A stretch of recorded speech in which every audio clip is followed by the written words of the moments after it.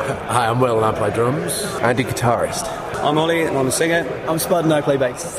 So, for those who aren't aware of you guys, who the hell are you and what are you all about?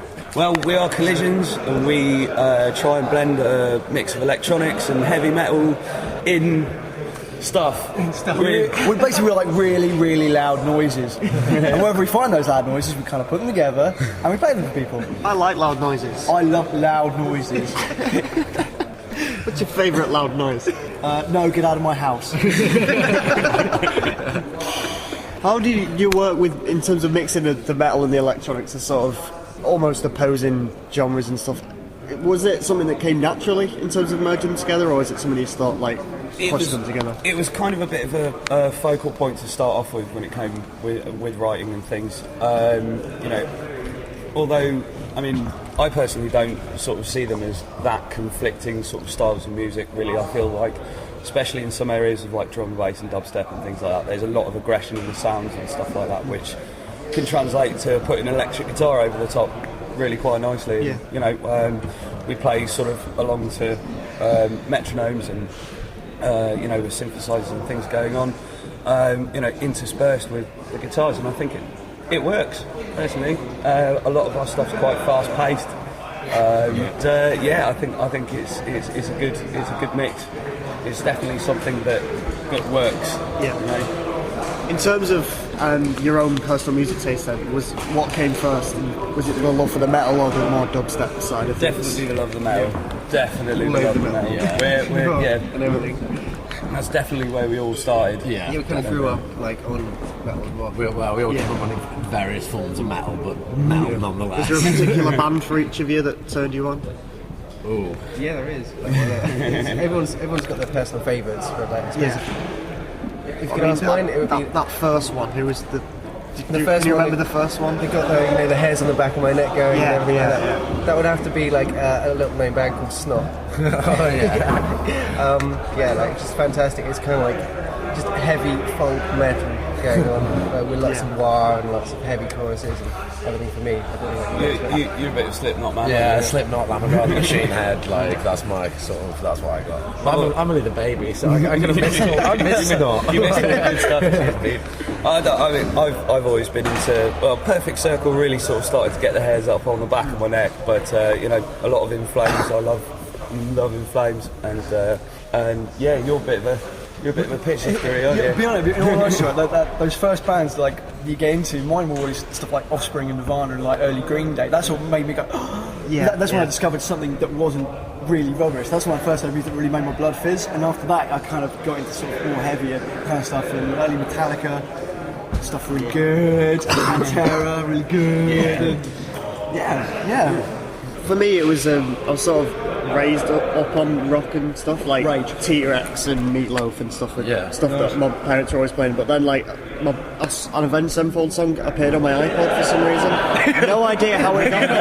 That's what everyone says. I genuinely loved the band. It was Strength of the World, like, and it's got all that big sort of orchestral style to it. I was like, what is this? And then the heavy riff came in. It was just like, that was sort of the first time I discovered a band of my own right. If that makes sense. You know, what can people expect from a live set from you guys?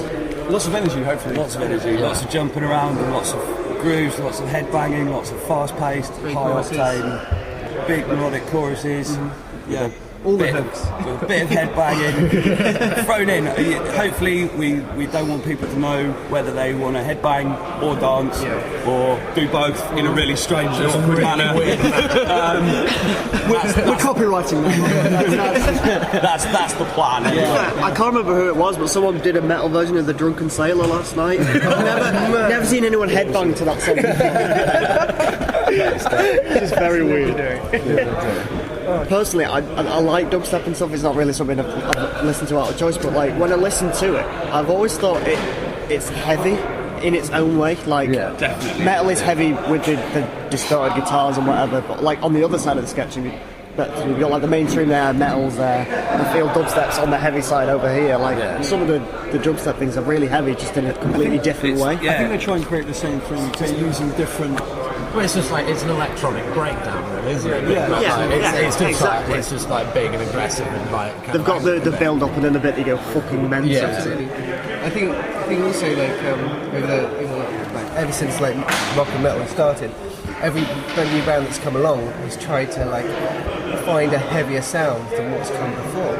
And you noticed that in the early 90s, like Pantera and everything like that. Then you had the whole kind of new metal thing with the downtune guitars and 7 strings, and now you're getting 8 strings nowadays, which is crazy. There's people trying. 8 strings scare me. I know. I try and play a 7 string and it looks like there's too many strings. I get confused. I've never. And I think now that the whole dubstep thing has come on, especially with the crossover with putting distorted guitars over the top, it's like that next step up to try and get that heavier sound, trying to push it. Like it's almost like metal music is like a car that you're fine tuning to get that extra couple of like revs or like speed out of it.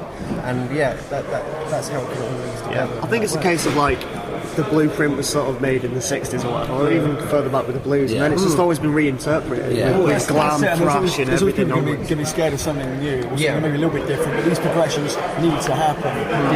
You can't stay confined to what this idea is, because it will never ever be satisfying. You need to move, you need people to change things, and it may not be your thing, but that's totally cool. Completely.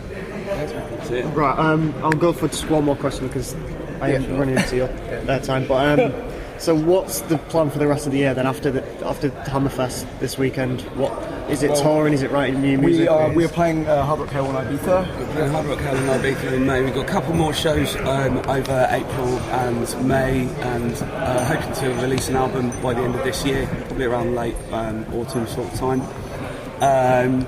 Then we'll hit it for a tour before the end of the year, and that's the main plan for the foreseeable.